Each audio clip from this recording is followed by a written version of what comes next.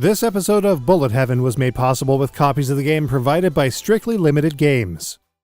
Darius Cozmic Revelation is Taito's third Darius compilation after 2020's Darius Cozmic Collection arcade and console.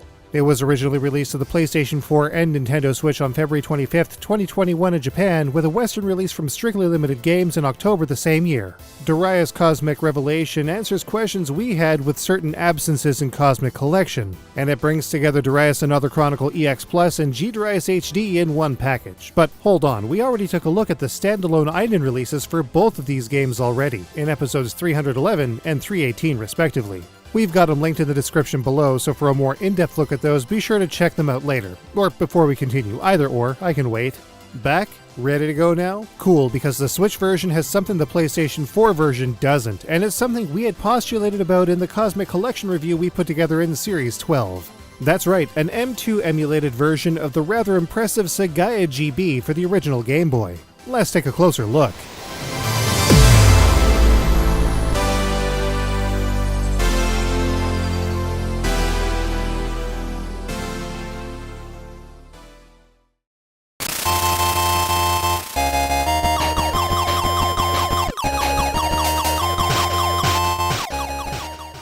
Some of you might be quick to point out that Sagaia is actually the Western name for Darius 2, and yes, in the arcades and on the Sega Genesis and European Mega Drive and even the Master System, it is.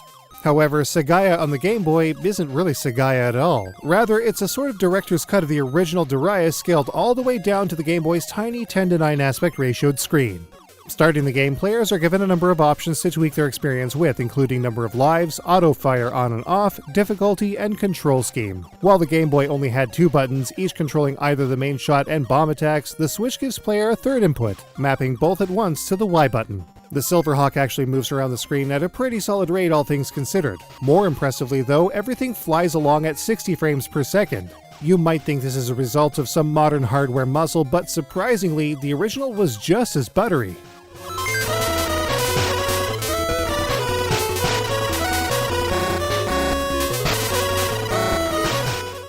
Of course, shrinking things down to the original Game Boy meant that some concessions had to be made. First off, the Game Boy's limited visuals mean that the power-up system is icon-based rather than color-coded.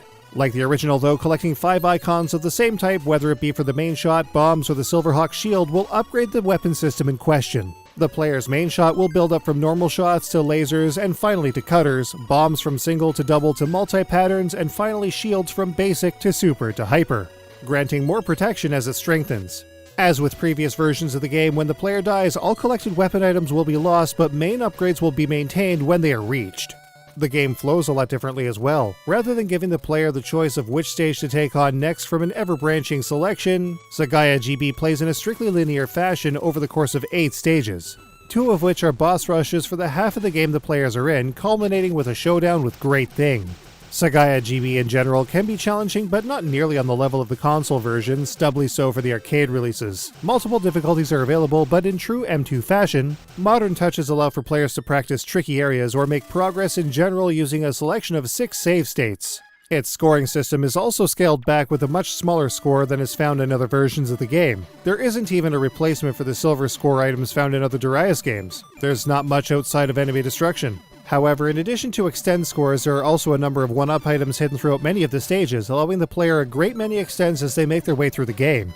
For what it is, it works very well, especially with the rock-solid performance and uncharacteristically tight gameplay that so few original Game Boy shoot-'em-ups actually have. Honestly, Sagaia GB could be one of the most enjoyable games in the whole series, and Darius Cozmic Revelation for Switch is a great and relatively inexpensive place to experience it. It's a lot of fun, and with its relatively lower challenge, a great many more people should be able to enjoy it.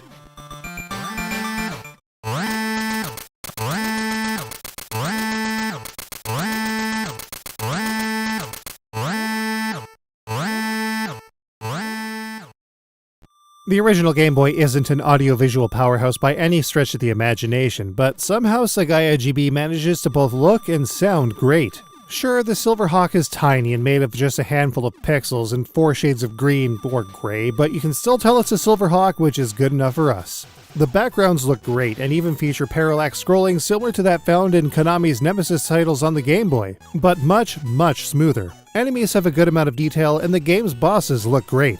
Really, you could do a lot worse on the Game Boy, as evidenced by a certain very recent homebrew release earlier in this series. Even the soundtrack is pretty good. Sure, it's not as lush as the arcade or even PC Engine versions, but it has personality, and for the system it's on, the BGM and effects at play just work. Additional extras such as screen sizes, smoothing, scan lines, and border wallpaper can be selected in the global menu accessed with the shoulder or minus buttons. For whatever reason though, the options are largely in Japanese. Not an issue for us, but this might be an issue for those that can't read Japanese.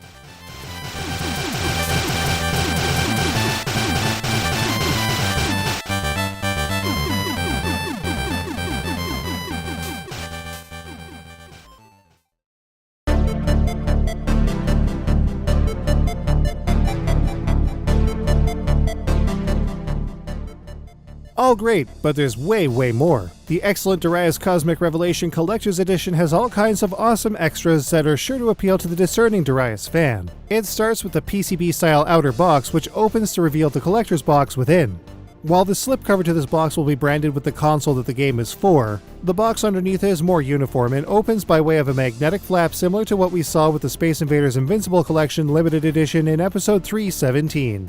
Inside is a trove of goodies: replica arcade flyers for both Darius AC and G Darius, an acrylic standee, the Darius Omnibus 3 soundtrack CD featuring a selection of tracks from ACEX and G Darius branded with that sweet Zuntata logo, the Darius Burst AC Live in O East Revolt Blu-ray, and finally the game itself, complete with a small bifold instruction manual. Diving further in, we find the extensive hardcover Darius Odyssey Cosmic Voyager art and resource book, both in English and Japanese, a set of acrylics,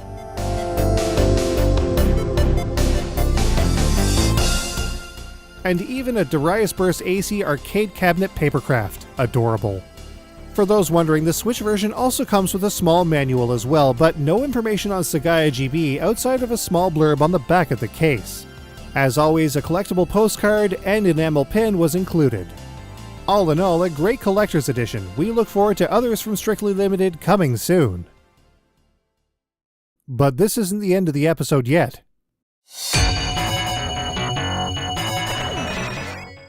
Darius Extra version is a neo-retro port of the original Darius for Sega Mega Drive. Darius on the Mega Drive was something that was heavily in development but never actually saw completion. This changed in 2019 with conversions of Darius old and new versions by M2 for the Sega Mega Drive and Genesis mini consoles. However, it would later end up being refined and improved with the excellent extra version added for good measure. Originally released to the Sega Mega Drive by Columbus Circle in February 2021, Strictly Limited would also release a Western version for NTSC Genesis and PAL Mega Drive consoles in December the same year. As far as home ports of the original Darius go, this one is super solid and perhaps the best yet, with a catch. Let's take a closer look.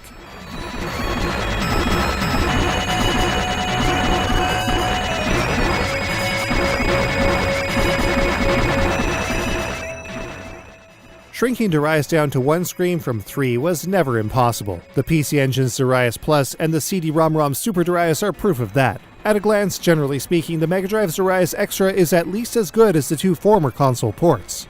Player movement is solid, and the color-based power-up system is the same as it always has been: red to power up the main shots, green for bombs, and blue for shields. As with the original game, players can collect multiple items to upgrade to newer, more powerful shots. If the player dies before these upgrades occur, all of the collected items are lost and will need to be collected again. The challenge is high, but not really as high as the arcade original or even the PC Engine versions. Each stage feels a little on the long side, but seemingly shorter than the arcade version. The old, new, and extra versions can be selected in the game's option menu, each with their own tweaks regarding enemy health and player power. There are also more striking differences with the game's difficulty by selecting between Proco or Tiat as the player character. A Proco game is just as one might expect, but playing as Tiat doubles the player's firepower while also maintaining collected power-ups at death, even if players don't make it to the next weapon type. While this makes for a great way to learn the ins and outs of a stage, the player cannot rank into local leaderboards while playing as Tiat. Granted, if the player continues as Proco using their limited credits, their score is also forfeit. Another feature that can help greatly with progress in this version of the game is variable rapid shot speed. Selections between 10 and 30 shots per second can be applied to the A, B, and C, and X, Y, and Z buttons independently. We chose 15 shots per second on ABC and 30 on XYZ for different situations. What a great novel feature. Played over the course of 7 branching stages, Darius Extra version also holds a neat surprise. All 26 planned bosses are included, one for each letter in the alphabet. Only 11 of them were included in the arcade version, the rest of which were included in the PC Engine CD-ROM Super Darius. All of these bosses are here too, with an option available to only include the arcade bosses if the player so desires. This gives Darius Extra version a huge amount of replayability as a result. It even features a decent boss rush mode.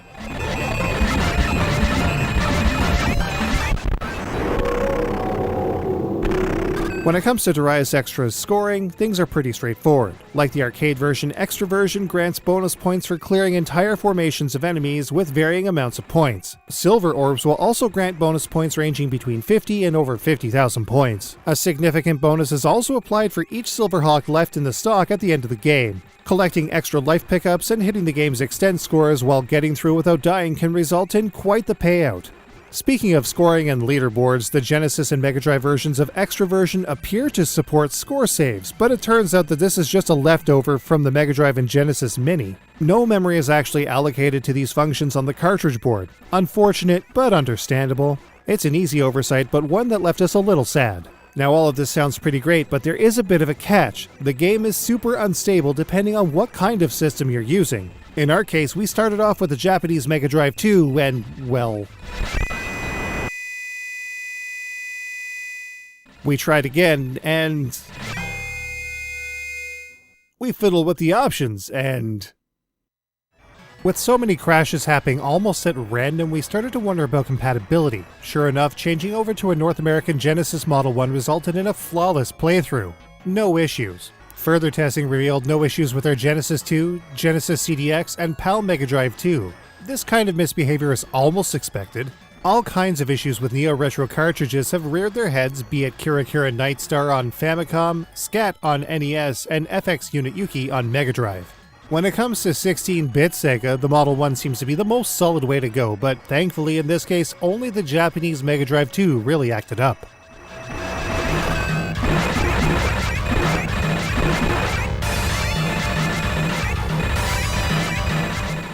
As far as Darius Extra version on Genesis and Mega Drive goes, it succeeds rather well in both the visual and audio ends of things, surpassing what was on the Genesis and Mega Drive Mini, mostly. Visually, of course, things look pretty great, much closer to the arcade version than on PC Engine. Enemies, stages, and especially the bosses look great, and it runs super smooth the whole time. Its music is excellent as well, with an FM conversion that sounds very close to that of the arcade original. It's impressive. However, the sound effects are a little less than great, especially the enemy explosion effects. It sounds like a dude getting punched in the gut, and players will hear it for a very, very, very long time. Beyond this, multiple track sequences and even the old Taito logo make for a pretty authentic conversion for initially being made in 2019.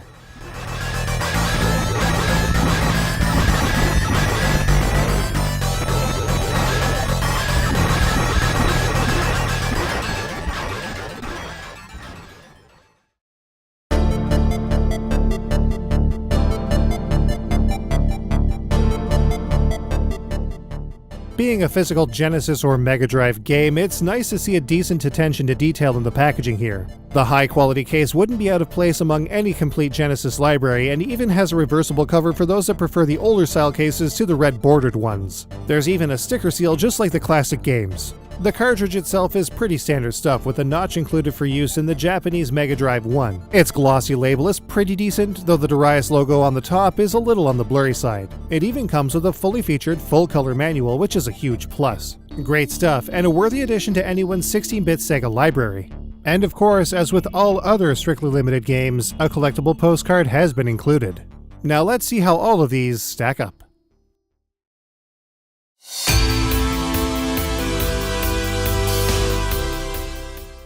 Generally speaking, the control in Darius Cozmic Revelation is identical to those found in the respective standalone games we've already taken a look at, but Sagaia GB in specific is razor sharp. All of the games in Cozmic Revelation have a rather high challenge, with Sagaia GB featuring a much more tame difficulty. 3 full games brings the overall length of Cozmic Revelation way up, especially factoring in ACEX+, though the linear stage set of Sagaia GB does not offer the same kind of replay as more or less every other game in the series. Cozmic Revelation's games have great visuals all around, though the heavily letterboxed ACEX+, the rough polygons of G, and the four-tone simplicity of Sagaia GB mean that each have their respective weaknesses. Once again, a great amount of standout tunage and good sound effects permeate all of the games in this collection. We still don't like a lot of the tracks in ACEX+, though. G is an acquired taste, but Sagaia GB has some great renditions of the original soundtrack. Once again, there's not too much in the way of ingenuity here. This is a simple, straightforward collection, as evidenced by the multiple icons that pop up when inserted into the Switch. The save states added to Sagaia GB are great, but its general absence on PS4 hurts. Darius Cozmic Revelation is more expensive than either ACEX Plus or G Darius HD in their standalone form, but offers a gigantic amount of content, giving it a great value when they're combined. The Switch version holds the edge though, with an excellent value, as Sagaia GB isn't exactly cheap on original hardware. The Mega Drive and Genesis Minis were laggy in both control and sound, so to have everything tightened up nice and sharp for real hardware is excellent. Though the difficulty is somewhat scaled back, Darius Extra version features an awesome balanced challenge. With stages from A to Z and 26 unique bosses in tow, Darius Extra version holds a ton of replay and thus an excellent length. Lining up closely with the arcade original, albeit in a single-screen fashion, Darius Extra version looks great and runs smoothly. The sound is also extremely close to the arcade original with an excellent FM BGM conversion, but some of the sounds aren't so great. It's still generally better than the PC Engine's Darius Plus though. With all kinds of great options including multiple simultaneous trigger speed settings and all 26 planned bosses which were previously only included in Super Darius on PC Engine CD-ROM, Darius Extra version's ingenuity is rather high. Shame about the compatibility issues though. Once again, Darius Extra version sports a moderate price tag, which is fair when manufacturing a fully featured cartridge release for classic hardware. Its great features and better gameplay than the Mega Drive and Genesis Mini give it an excellent value, so long as you've got the right system to play it. All in all, Darius Cozmic Revelation, while not as extensive by any means as Cozmic Collection arcade or console, brings together a great amount of content regardless of the version played. For those with the PlayStation 4 and both G Darius HD and Darius Burst ACEX Plus, this is skippable, unless you want the great collector's edition. The Switch version is a must-have though. Darius Cozmic Revelation is highly recommended. Meanwhile, Darius Extra version shows us what we just barely missed out on all those years ago, with as solid a conversion of the first Darius as we could have hoped for until very recently. So long as you have the system that'll support it, Darius Extra version is a must-play. You should still be able to find copies of Darius Cozmic Revelation and Darius Extra version on Strictly Limited Games website. Links in the description below. We're close to completing the Darius series here on Bullet Heaven, with just a small handful more entries to cover before there's nothing left. In the meantime though, it's time to take a look back at 2021 in the next episode of Bullet Heaven. We'll see you all in the next episode.